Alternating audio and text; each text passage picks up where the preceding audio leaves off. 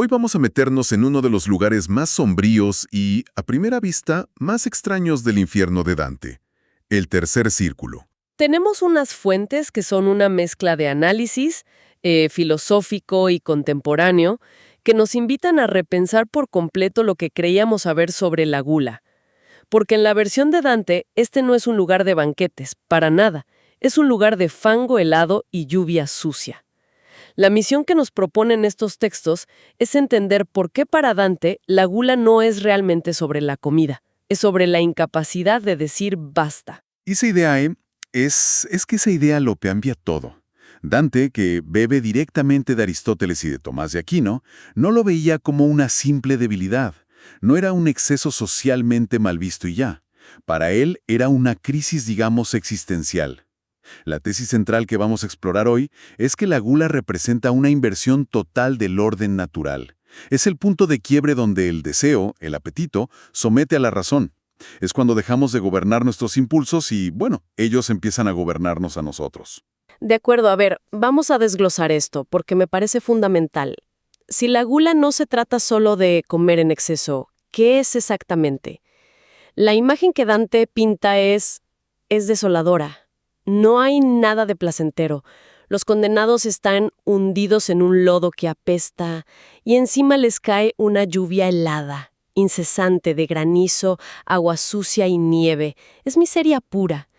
Uno se pregunta, ¿dónde está la conexión? ¿Por qué ese castigo? Esa pregunta nos lleva al corazón de la lógica de Dante, a su concepto del contrapaso.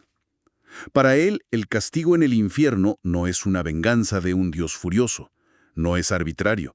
Es la manifestación física y eterna de la naturaleza interna del pecado. Es como una justicia poética perfecta. Ah, claro. En vida buscaron el placer refinado del gusto por encima de todo lo demás, ¿no? Pues en la muerte, su sentido del gusto es torturado con lo más repugnante. El lujo se vuelve suciedad. Es una idea potentísima. Es como si el infierno no inventara un castigo, sino que simplemente quita las distracciones para revelar lo que el alma ya era. Exacto. Y cada detalle de esa escena tiene un simbolismo muy denso. Pensemos en el fango, por ejemplo.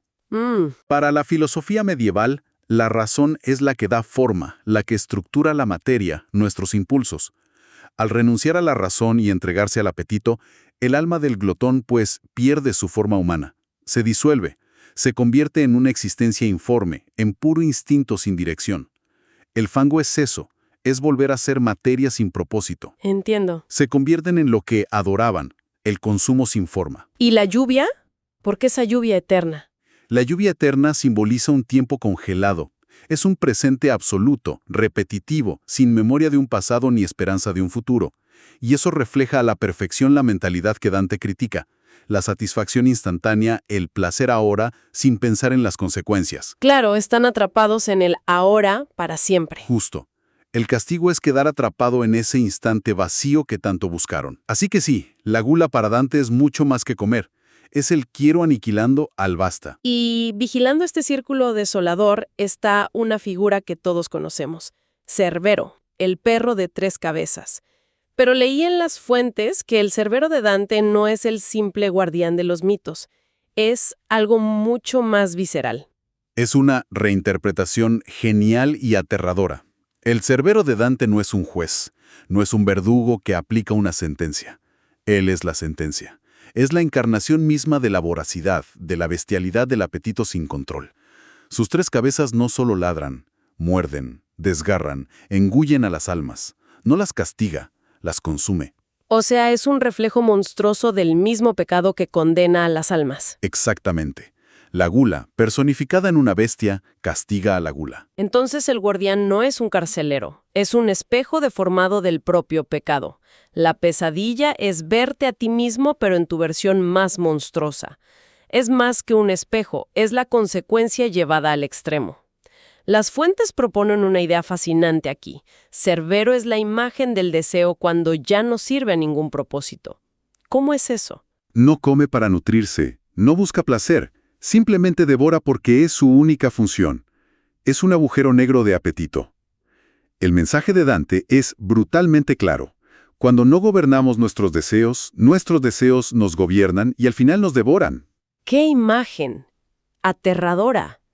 Y en medio de toda esta miseria, de esta masa anónima, Dante de repente reconoce a un ciudadano de Florencia, un hombre llamado Chaco. ¿Por qué este encuentro es tan importante? Este encuentro es crucial. Primero por el nombre. Los comentaristas de la época dicen que Chaco no era su nombre real, era un apodo. Un apodo. Sí, en dialecto florentino significaba cerdo o puerco. Es un detalle que Dante deja caer con una sutileza tremenda. El mensaje es que el pecado, cuando se vuelve un hábito, borra tu identidad. Ya no eres la persona que fuiste, eres tu vicio. El individuo desaparece. El hábito se come a la persona, literalmente. Pero entiendo que este personaje no está ahí solo para darnos una lección moral. Para nada. Dante siempre tiene una agenda política. En medio de su tormento, Ciaco le da a Dante una profecía muy detallada sobre los conflictos políticos que van a destrozar Florencia. Parece una digresión, pero con Dante nada es casual. Nunca lo es. Entonces Dante está trazando una línea directa entre el vicio personal de un ciudadano y el colapso político de toda una ciudad. Esa es exactamente la tesis. Para Dante, la polis, la ciudad, es un reflejo del alma de sus ciudadanos. Si los individuos viven en el desorden moral, buscando solo su satisfacción inmediata, sin templanza, ese desorden se manifiesta en la vida pública. Como corrupción, traición, conflicto. Exacto. La decadencia de Florencia, para él, no es solo un problema de malos líderes. Es un problema moral que empieza en el alma de cada chiaco. Las ciudades caen cuando pierden la medida. Es que esto es fascinante y no puedo evitar ver paralelismos por todas partes. Este pecado no se siente como algo del siglo XIV. Parece que no ha desaparecido, sino que se ha vuelto más astupo, mejor para esconderse. ¿Cómo dicen las fuentes que se manifiesta hoy? Esa es la pregunta clave, y el análisis contemporáneo es muy revelador. La gula moderna es un hábito disfrazado que nos acompaña toda la vida. Comienza en la niñez. Pensemos en el ciclo de estímulo constante, azúcar, pantallas, recompensas inmediatas. No se les enseña a esperar, a tolerar el vacío. Se les educa en que todo deseo debe ser satisfecho. Y ahora. Justo. Dante diría que el tercer círculo comienza ahí, en esa cultura que susurra, si lo quieres, tómalo. Y en la juventud, supongo que ese patrón evoluciona. Ya no son solo dulces. Claro, en la juventud la gula muta. Se convierte en consumir para sentir algo. Alcohol, la validación en redes sociales, la acumulación de experiencias sin pausa. Las fuentes lo describen no tanto como una búsqueda de placer, sino como una forma de anestesia. Anestesia contra la ansiedad o el vacío. Exacto.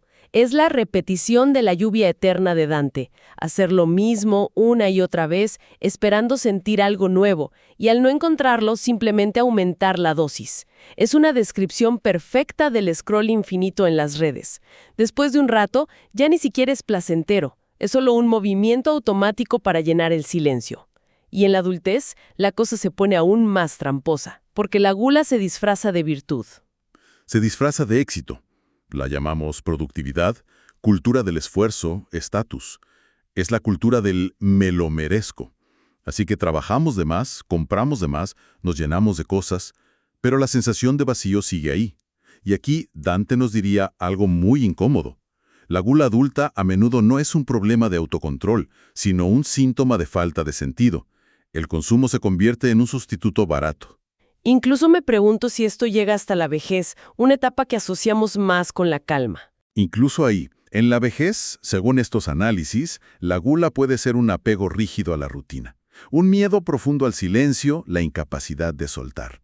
El problema de fondo es el mismo: vivir en automático durante décadas sin detenerse a preguntar por qué hago lo que hago. Las almas de Dante llevan siglos en el barro porque nunca cuestionaron sus hábitos. ¡Qué idea! Esa es, quizá, la forma más trágica de la gula. Una vida entera vivida sin conciencia. Recapitulando un poco, parece que el problema central no es el acto de consumir en sí, sino la falta de conciencia, de medida, de un por qué.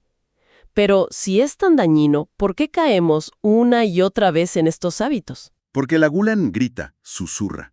Es esa vocecita interna que te dice solo un poco más. Un capítulo más y ya, mañana paro. Y así van pasando los años. Exacto. Y esto nos lleva a una distinción fundamental que proponen las fuentes.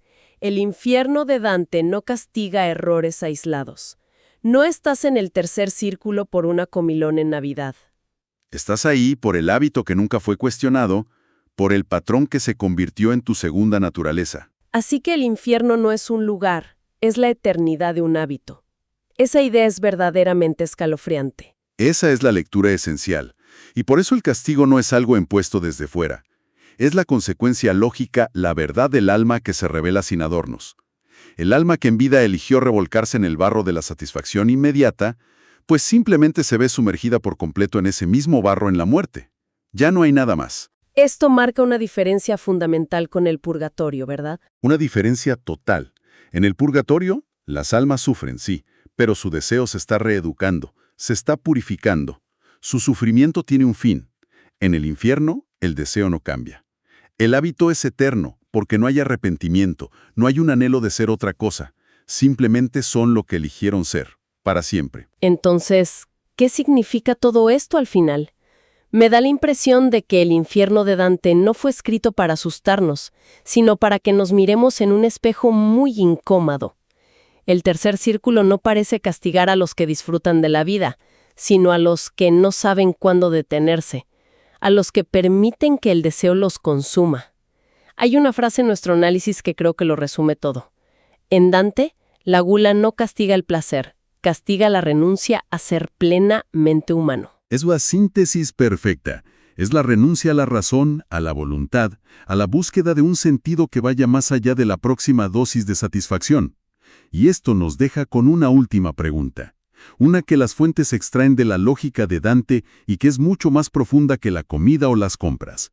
La pregunta que nos lanza este círculo no es si consumimos demasiado. La pregunta real, la que de verdad importa es, ¿qué vacío estamos intentando llenar?